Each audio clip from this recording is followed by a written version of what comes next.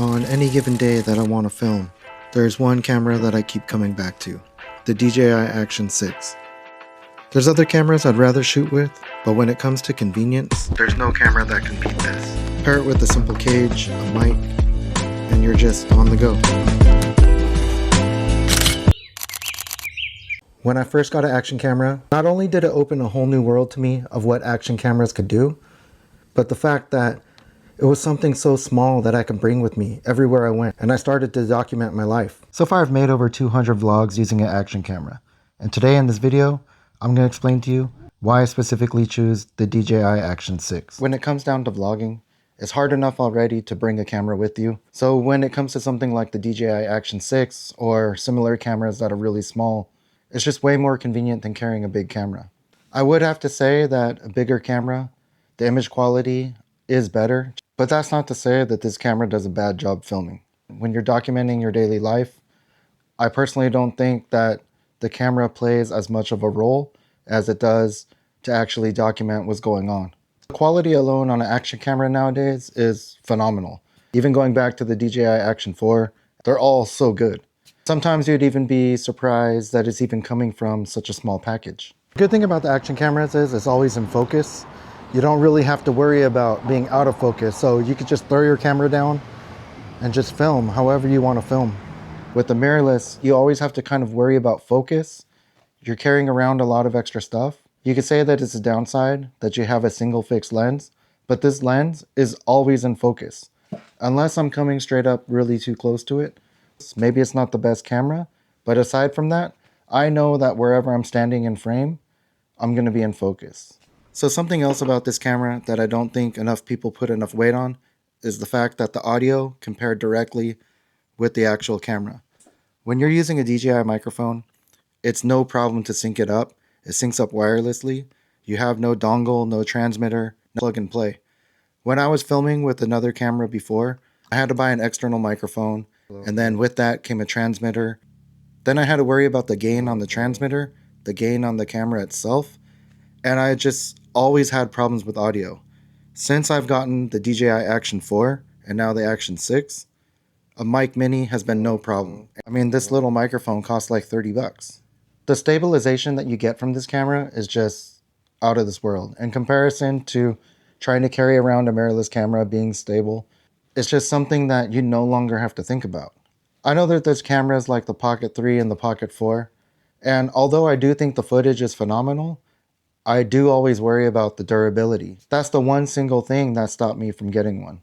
With the Action 6, I've honestly dropped this camera so many times, zero problems. I'm not saying like pick it up and throw it. It can handle the day-to-day situations of everyday life. So the one thing about the Action 6, I do think that with the variable aperture that was added, it's added a lot more variables in the problems you can get with filming.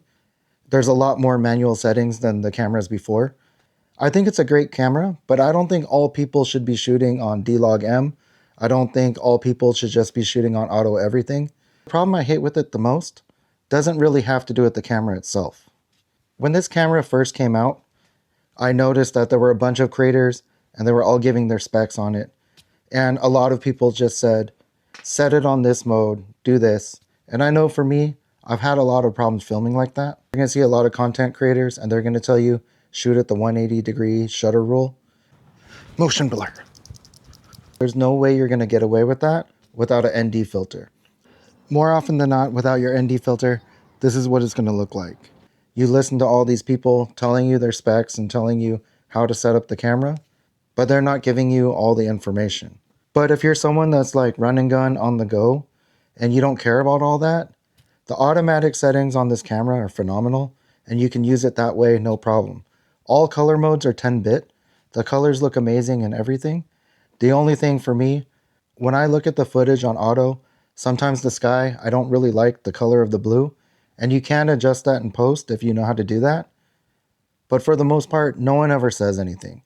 And if you're someone technical like me, and you're a little bit lazy, you don't want to film in D-Log-M, you can still shoot in automatic and get amazing footage. So I think for the most part, this camera is great for everyone. I just don't think this camera is great for everyone using it in one particular way. You have to experiment, you have to play around with it, and you're going to find what works for you. So do I think you should get one? That's up to you. I also think the Action 4 is really good, except it's not as good in low light. I think the Action 5 is like the perfect camera for middle ground. But when it comes to the Action 6, it is a great camera. It's just going to take a little bit practice to get used to it. So for me, I prefer to film at 24 frames per second.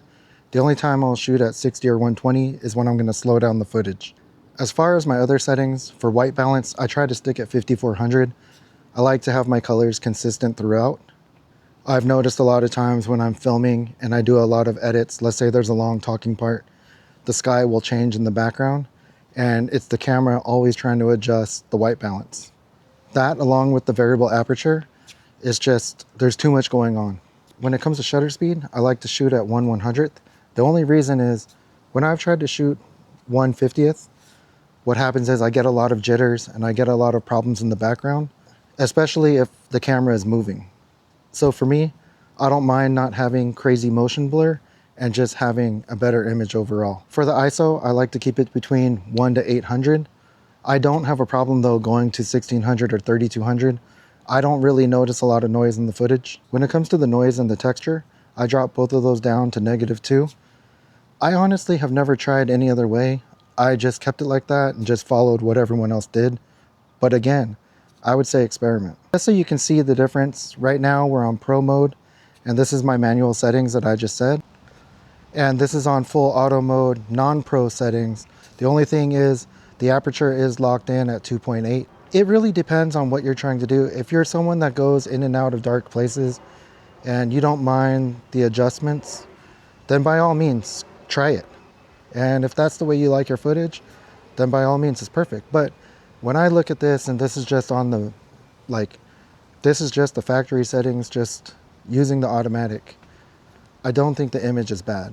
And then if you're someone that just wants it to be a little bit different than everyone else, remember, this camera does do film tones. Right now we're at FE 100. This right here is WT 100. This is CC 100, NC 100. This is TR 100. And this right here is NV 100. And again, all these film tones are shot on just the standard stock mode with the film tones, letting you know that this camera can be used in so many different ways. You can adjust it from 100 to 30%, and it just leaves you a lot of options to do a lot of things. I don't think any person's one settings is gonna be the one for you. You're just gonna have to see what you like, but the simple fact is the Action 6 has so much to choose. There's so many different things you can do with it.